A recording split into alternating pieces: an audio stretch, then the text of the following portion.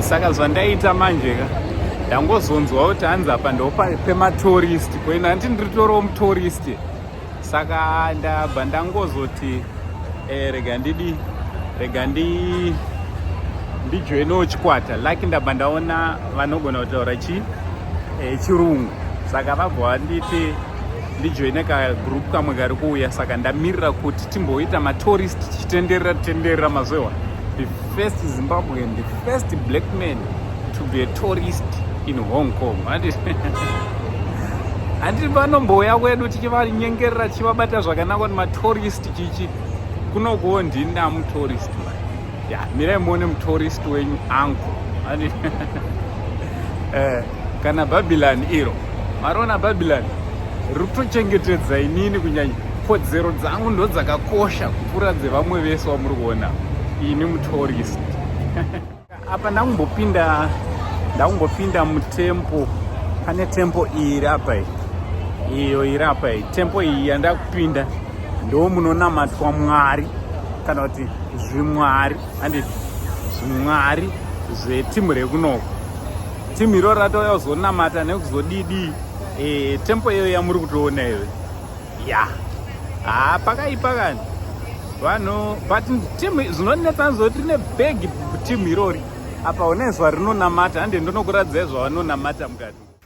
Aiwa sasekuru vanu ndikati aiwaka handingasari regai ndingopindawo imomo muri kupinda vamwe rega ndinozvionera kuti zvii zvanga zvichiitika. So apo paentrance pekupinda ndo pamain entrance yekupinda mutempo main entrance yekupinda mutempo. So ndakapindawo nevamwe but pamukuwo pakanga pane mamwe maidols anga aripo anga achibatwa vamwe vachitonamata ipo paya, vamwe vachiradza kufara nekunge vari vanosvika pamaidols avo.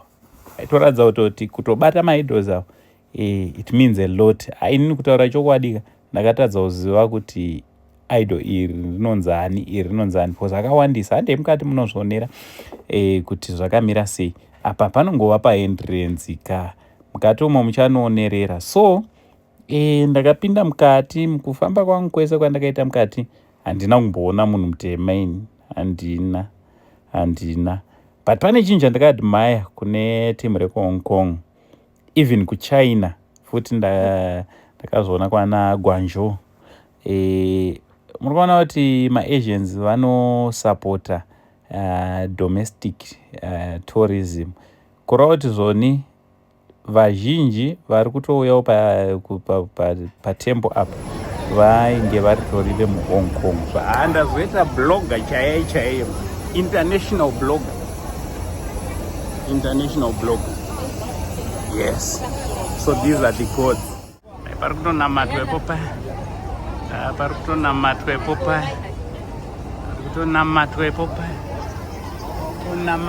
paya apo.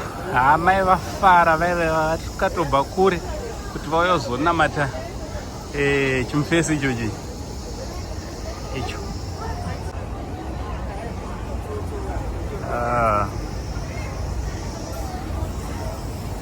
Timu riri kufara zvisingaiti, saka vakawanda mafesi acho anonamata. Mamwe acho awo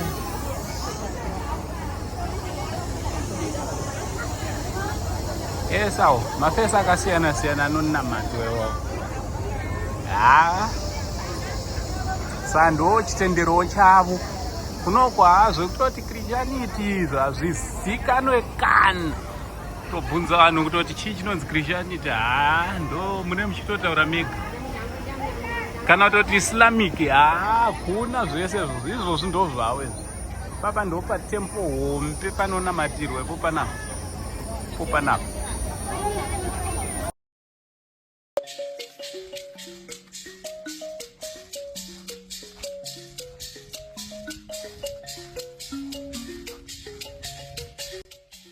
So hayo ndakatenderera ndikaona zvinhu zvacho unopesa hautozvinzwisise kwete kuti unopesira. Ende wokubvunza pane pasina nekuti chirungu dololo chirungu hachiitambe.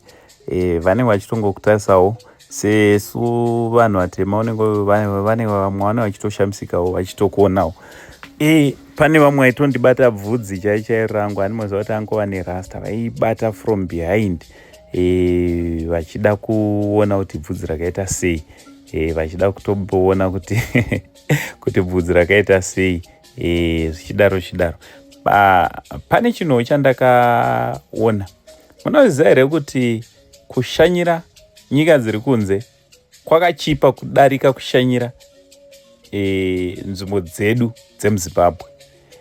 Ipapo tourism yemuzimbabwe ka department rezvetourism rofanira kuti ringe riri rinoona zvekuita, because hazvinakidzi kuti kana wabuda kunze wotozonoona kuti macharges, okay, tour guide chaichaiwe kunze, kutenderera ndichiradza nzvimbo, ndotengerwa lanchi, ndichibuda vane bhazi ravo ravakatitakura naro, tichitenderera muHong Kong mese kuma-interesting places, zvakandikostera less than $50 the whole day. But kwedu kuZimbabwe, kunzvimbo dzimwe dzisina kutombonyanyoshongedzeka futi, ukada kuti utenderere uchiona, you spend a lot of money. Inzwa izvi nyika yedu inogona kuita mari yakawanda kana mitengo, kana tichiti mitengo, macharges anochajwa pangari panzvimbo dzinonopindwa, angava maboat cruise, kungava kupinda mumagame, game reserves emuZimbabwe, maprizes ekupinda mese munana kumapopo, Victoria Falls, macharges anochajwa kweko akadzikiswa. Toda kuudza chokwadi, vamaZimbabweans anotanga kufarira kutanga kuendawo kunzvimbo idzodzo, ende nekuburikidza netourism nyika yedu inobata mari yakawanda.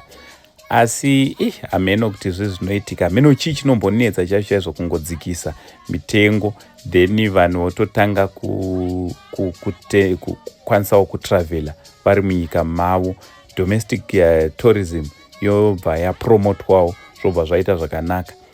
Unozoti waenda kunze ndopaunoona kuti tourism inotochipa kudaro, chikafu chinochipa kudaro, chikafu chemuhotelu chaiyo muZimbabwe unonochiona over $25, but kune dzimwe nyika muhotelu unodya chikafu chakanaka $10 or less $. Muri kuona? So hameno kuti panoitwa sei ipapo kuti nyika yedu inge iri inoenda mberi. Vanhu vachiita zvavanoda, tisati takambowadhaya. Vakada kudhaya, tinongodhaya zvacho. Asi hatidoko ndotipwatisa.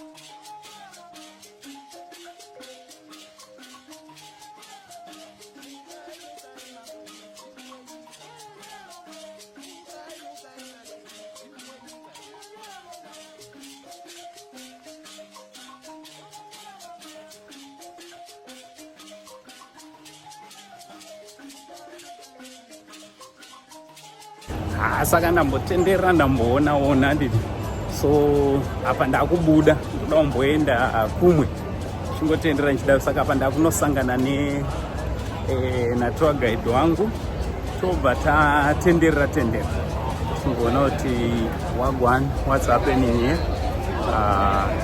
Saka yetembo tombomirira panapa. Uncle Saint signing out. Much love and God bless. Hayo ndo zvandakanga ndichiitawo musi uyu. What do you think about this video? From Uncle Saint, the only Uncle for now is much love and God bless.